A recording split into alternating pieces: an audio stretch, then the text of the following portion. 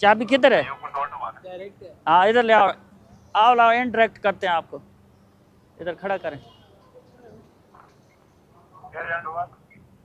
इधर खड़ा करो शाबाश, बस। क्या हाल है?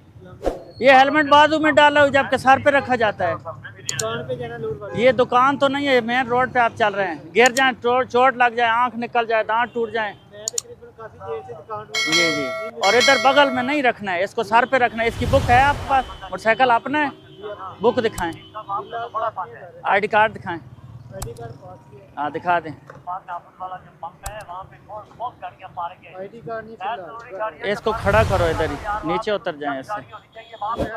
हैं जी, खैर के लिए हम कह रहे हैं ना, खैरियत के लिए हम खड़े हैं ना, इधर खड़ा करो बस।